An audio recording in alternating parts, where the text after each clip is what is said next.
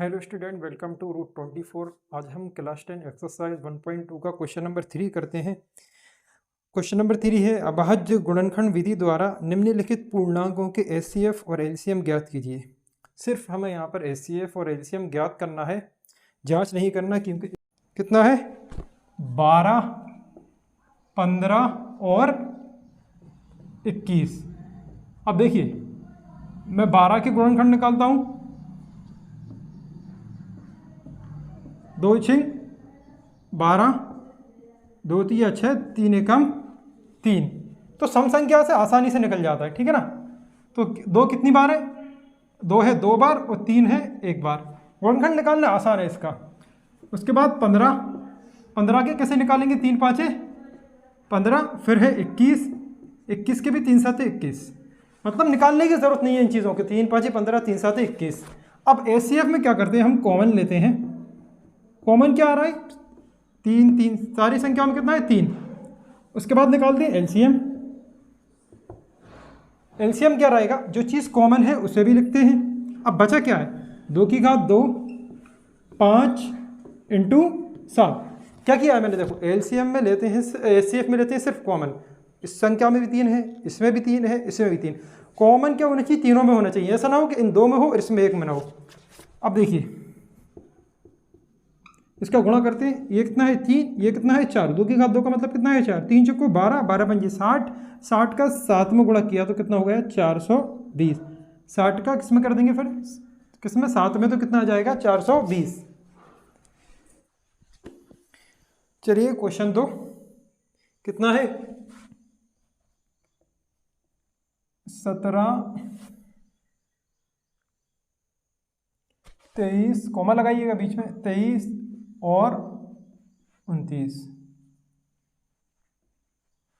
ये आपकी संख्या है 17 23 29। और आप देखिएगा यहाँ पे 17 भी अभाज्य संख्या है, 23 भी अभाज्य संख्या है, 29 भी अभाज्य संख्या है। मतलब किसी के पाड़े में नहीं, किसी के पाड़े से नहीं कटेंगे ये। तो मैं क्या करूँगा, 17 बराबर 1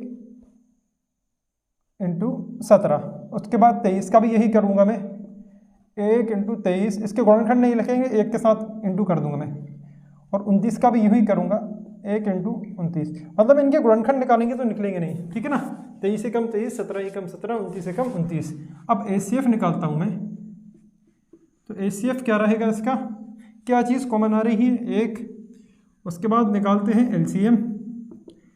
क्या करेंगे, 17 23 इंटू 29। इनके हम गुणा करते हैं, 17 का 23 में गुणा करेंगे सबसे पहले। अब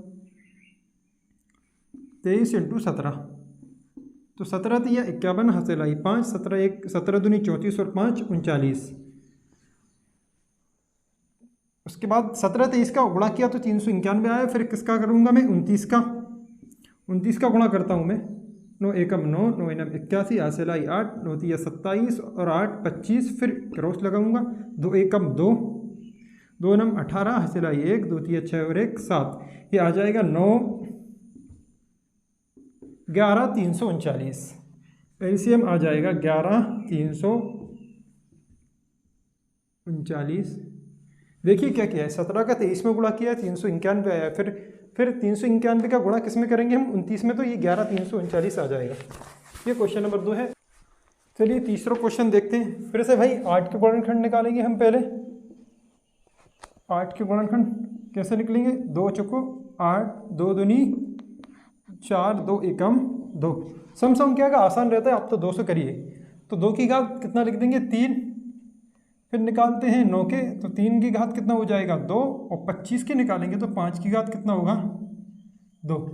अरे 5 पचम 25, तो 5 कितनी बार आया, 2 बार, तो 2 घात लगा देंगे। 9 का गुणनखंड निकालेंगे तो 3 तिरका 9, 3 कितनी बार है 2 बार।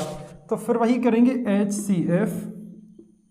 अब एचसीएफ देखिए, ये 2 है, ये 3 है, ये 5 है। घात नहीं देखिएगा, हम संख्या देखेंगे कॉमन।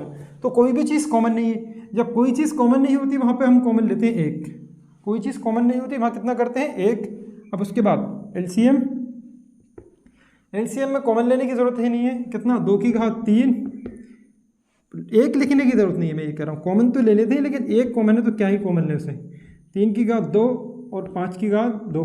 कहने का मतलब ये इन्हीं संख्याओं को गुणा कर देंगे। 8 9 72, ये इसका 2 की घात 3 का मतलब क्या है 8, 3 की घात 2 का मतलब क्या है 9, तो ये कितना है 8, ये कितना है 9, 8 9 72, 72 का 25 में गुणा कर दूंगा मैं, 72 का 25 में गुणा, 25 दूनी 50, ससेलाई 5, 25 सत्ते 175, 175 और 5 180, ये 1800 आ गया LCM।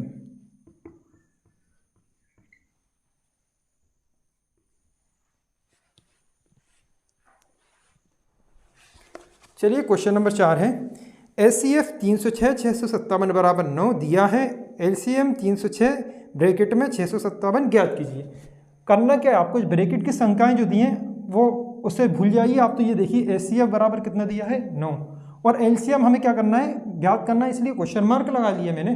कहने का मतलब ये अगर SCF का मान दिया है, LCM ज्ञात करना है तो क्वेश्चन मार्क LCM में लगा देंगे, मतलब किसी एक का भी मान ज्ञात करना हो दोनों में से, तो हम फार्मूला कौन सा लगाएंगे, 2 संख्याओं का गुणनफल बराबर HCF इंटू LCM। याद रखिएगा किसी एक का भी मान दिया आपको उसकी जगह पे मान रख दीजिए और अगले का मान निकल जाएगा। और दो संख्याएं क्या रहेंगी जो ब्रैकेट में रहेंगी, जो दो संख्याएं हैं तो क्या है, पहली संख्या है 306, बीच में लगाऊंगा इंटू क्योंकि गुणनफल कर रहे हैं हम, और 657 बराबर HCF की जगह पे कितना है 9 है, और LCM हमें ज्ञात करना है तो LCM की जगह पे LCM ही लगा रहने दीजिए। अब ये जो इंटू वाली LCM के इंटू में कितना है 9, तो इंटू वाली संख्या दूसरी तरफ अपोन में आ जाएगी, आप किसी के भी नीचे लिख लीजिए, दोनों इंटू में है। 306 बटे कर दिया है 9 और इंटू 657 बराबर बचा क्या LCM। अब देखिएगा कभी भी याद रखना, अगर कोई दो संख्याएं या तीन संख्याएं, कितनी भी संख्याएं इंटू में, अगर हम इंटू वाली संख्या दूसरी तरफ लेकर आ रहे हैं तो किसी के भी नीचे लिख सकते हैं, ठीक है ना। चलिए इसको मैं काटता हूँ 9 के पाड़े से, 9 तिया 27, 30 तक पड़ा था, कितना बचा है 3 बन गया 36, 9 चौको 36, तो कितना है 34 इंटू 657 बराबर LCM। अब देखिएगा 657 में 34 का गुणा करता हूँ मैं, 4 7 28, 7 लाई 2, 4 5 20 और 2 22, 4 6 24 और 2 26, फिर 3 7 21, 7 लाई 2, 3 5 15 और 2 17, 7 लाई 1, 3 6 18 और 1 19, तो आंसर क्या आएगा 8 3 13 12 22 338, 22 338 बराबर LCM। और लास्ट में क्या करिएगा, LCM को पहले लिख लें, 22 338 को बाद में लिख लें, यही आंसर है।